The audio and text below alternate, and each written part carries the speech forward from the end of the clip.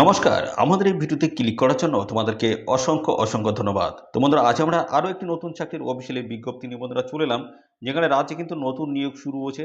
Officially নতুন notice কিন্তু বন্ধুরা পাবলিশ হচ্ছে। নিউ নোটিশ কিন্তু বন্ধুরা চলে এসেছে।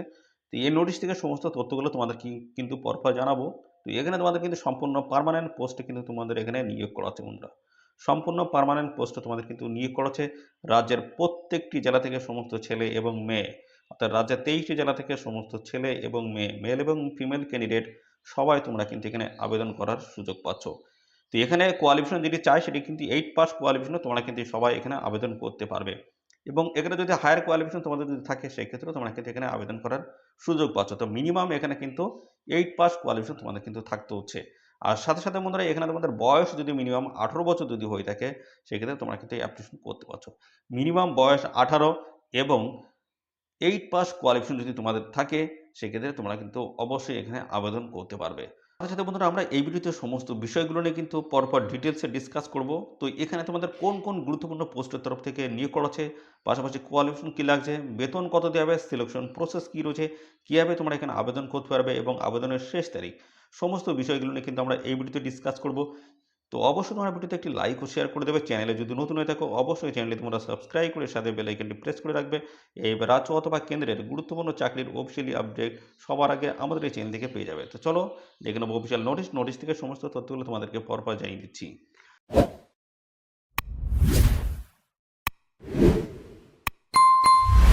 তো বন্ধুরা, দেখতে পাচ্ছ এই হচ্ছে অফিসিয়াল নোটিশ। তো এখানে দেখতে পাচ্ছ তোমাদের প্রথমে জানিয়ে দিচ্ছি তোমাদের বয়স এখানে কি লাগবে।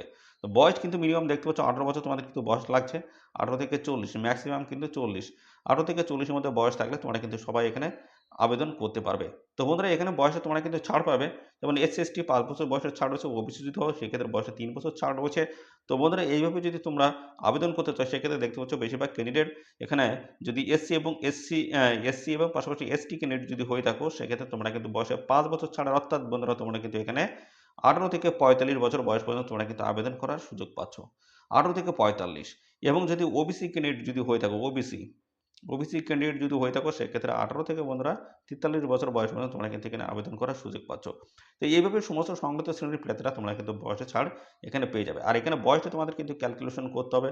1 জানুয়ারি 2024 তোমাদের কিন্তু বয়সটা হিসাব করতে হবে। সেই হিসেবে তোমাদের কিন্তু এখানে যে বয়স দেওয়া আছে সেই বয়স তোমাদের কিন্তু থাকতে হচ্ছে। আর এখানে ইউআর যে ক্যান্ডিডেট রয়েছে, জেনারেল ক্যান্ডিডেট, সেটা এখানে কিন্তু তোমাদের ইউআর ক্যান্ডিডেট হিসেবে কিন্তু এখানে বয়সটা মেনশন করে দেওয়া রয়েছে 18 থেকে 40। এটা হচ্ছে ইউআর ক্যান্ডিডেটদের 18 থেকে 40 এবং সংগঠিত শ্রেণীর প্রার্থীরা তোমরা কিন্তু বয়সে ছাড় পেয়ে এসসি এসটি 18 থেকে 45, ওবিসি 18 থেকে 43, এইভাবে কিন্তু তোমরা বয়সে ছাড় পেয়ে যাচ্ছ।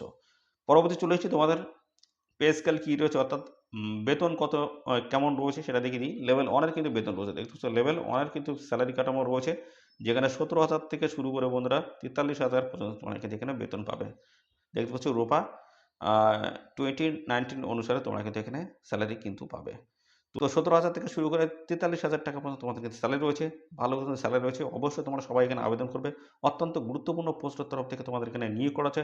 সমস্ত বিষয়গুলো নিয়ে কিন্তু পরপর আমি দেখাবো। ভিডিওটি তোমরা একদমই স্কিপ করবে না। তো চলো এবার আমরা দেখেছি সিলেকশন প্রসেস কী রয়েছে, তারপর কীভাবে আবেদন করতে পারবে এবং তারপর কোন গুরুত্বপূর্ণ পোস্টের তরফ থেকে তোমাদের নিয়োগ করা আছে, সমস্ত বিষয়গুলো নিয়ে পরপর দেখিয়ে দিচ্ছি। দেখতে থাকো বন্ধুরা।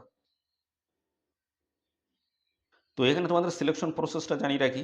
তো এখানে সিলেকশন প্রসেসের মধ্যে তোমাদের কিন্তু রয়েছে, প্রথমে দেখতে পাচ্ছ এখানে বলা হয়েছে এখানে 2টি পার্টে তোমাদের কিন্তু পরীক্ষা হবে।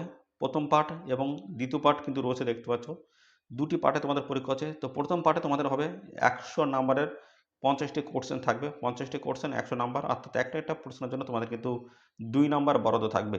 আর এখানে কিন্তু মাল্টিপল চয়েস টাইপের কিন্তু অবজেক্টিভ টাইপের কিন্তু কোশ্চেন হবে। তো কোশ্চেনগুলো হবে তোমাদের জেনারেল নলেজ থেকে শুরু করে জেনারেল ইন্টেলিজেন্স, জেনারেল ইংলিশ, অ্যারিথমেটিকের তরফ থেকে কিন্তু এই কোশ্চেনগুলো কিন্তু সেট করা হবে। আর এখানে তোমাদের নেগেটিভ মার্কিং রয়েছে, দেখতে পাচ্ছ এখানে 2 নাম্বার কিন্তু কাটা হবে। একটি প্রশ্ন ভুল উত্তরের জন্য 2 নাম্বার কাটা হবে এবং সময় থাকবে তোমাদের কিন্তু 1 ঘন্টায়। পার্ট 2 তে কিন্তু এখানে তোমার এই যে দেখতে পাচ্ছ পার্ট 1 এর পরে তোমাদের কিন্তু পার্ট 2 কিন্তু হয়ে যাবে। তো পার্ট 2 তে তোমাদের কিন্তু থাকবে 50 নাম্বার কিন্তু থাকবে। তো এখানে কিন্তু তোমাদের পার্সোনাল টেস্ট কিন্তু নিয়ে হবে। পার্সোনাল টেস্ট কিন্তু নেওয়া হবে 50 নাম্বারের। তো তারপরে তোমাদের কিন্তু ফাইনালি যে তোমাদের পার্ট 1 এবং পার্ট 2 মিলিয়ে তোমাদের যে নাম্বার থাকবে সেই নাম্বারের বেসিসে তোমাদের কিন্তু এখানে ফাইনালি সিলেকশন কিন্তু করা হবে। তো এখানে তোমাদের প্রথম পার্ট 1 হবে, তারপর পার্ট 2 তে তোমাদের কিন্তু শুধুমাত্র পার্সোনাল টেস্ট হবে, 50 নাম্বার কিন্তু সেখানে থাকবে। তো এখানে টোটালি যে নাম্বার আসবে সেই নাম্বারের বেসিসে যারা সর্বাধিক নাম্বার হবে তারাই কিন্তু এখানে বন্ধুরা সিলেক্টেড হবে বা তারাই কিন্তু এখানে জয়েনিং নিতে পারবে। তো এখানে তোমরা কীভাবে আবেদন করতে পারবে, তো এখানে তোমাদের দেখতে পাচ্ছ প্রথমে কিন্তু ডান দিকে উপরে রয়েছে কিন্তু তোমাদের ফটো, রিসেন্ট পাসপোর্ট সাইজের ফটো কিন্তু এখানে লাগাতে হবে। তারপরে এখানে দেখতে পাচ্ছ বলা হচ্ছে যে পোস্টের জন্য তোমরা এখানে অ্যাপ্লিকেশন করতে হচ্ছে সেই পোস্টের নাম কিন্তু এখানে দিয়ে দেবে। তারপরে পর্যায়ক্রমে দেখতে তোমাদের ডিটেলস কিন্তু এখানে দিতে হচ্ছে। প্রথমে তোমাদের ফুল নেম রয়েছে ব্লক লেটার বড় অক্ষরের কিন্তু লিখতে হবে। তারপর দেখতে পাচ্ছ তোমাদের গার্জিয়ান নাম কিন্তু এখানে দিতে হবে, সে মা হোক বাবা হোক, গার্জিয়ানের নাম কিন্তু এখানে দিতে হচ্ছে। পরবর্তী রয়েছে date of birth, date of birth রয়েছে দেখতে পাচ্ছ।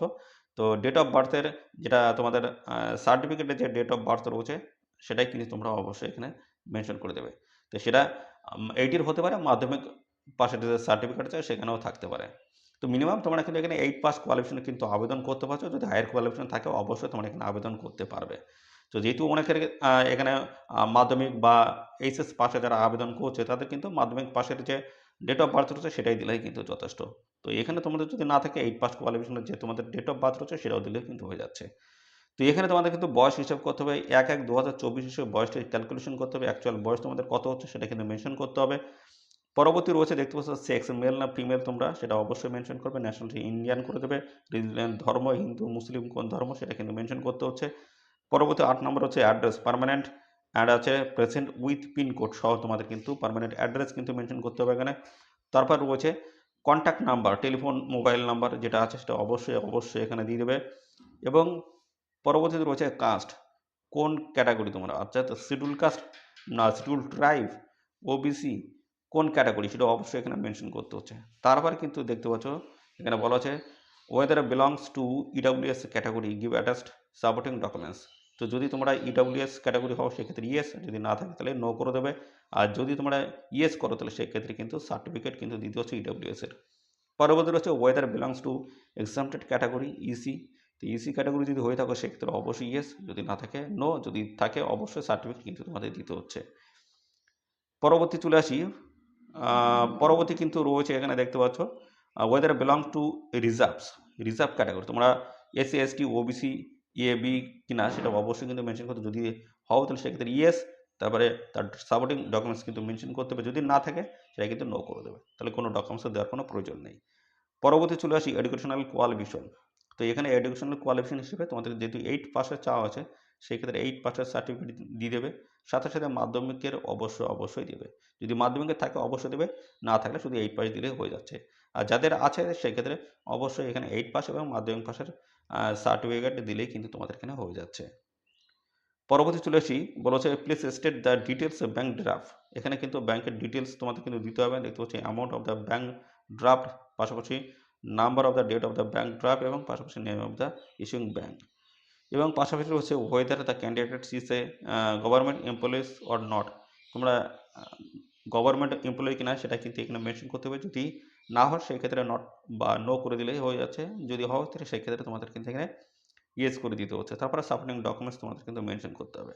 তারপরে তোমাদের কিন্তু থাকবে একটি ডিক্লারেশন, দেখতে পাচ্ছ, এটা একটু দেখে নেবে ভালো করে।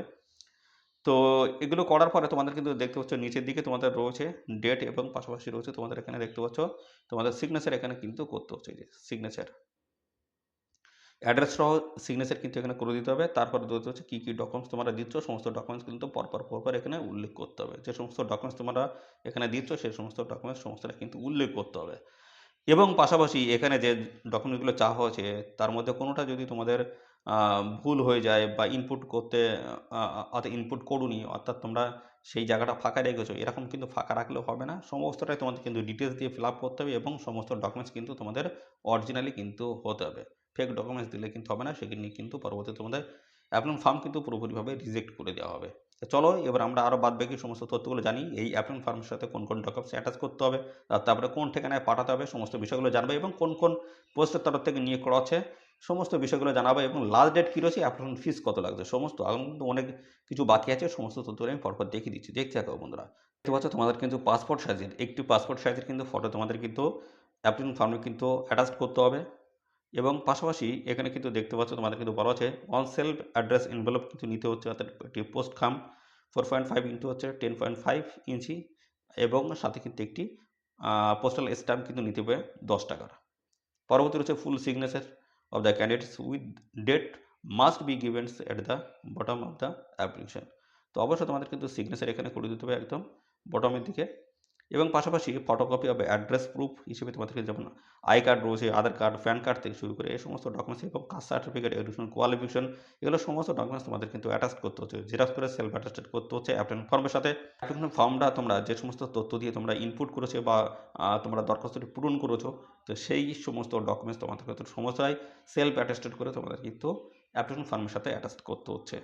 যদি কোনোটা যদি মিস্টেক হয়ে যায় সেক্ষেত্রে তোমাদের কিন্তু অ্যাপ্লিকেশন ফর্মটা পুরোপুরিভাবে রিজেক্ট করে দেওয়া হবে।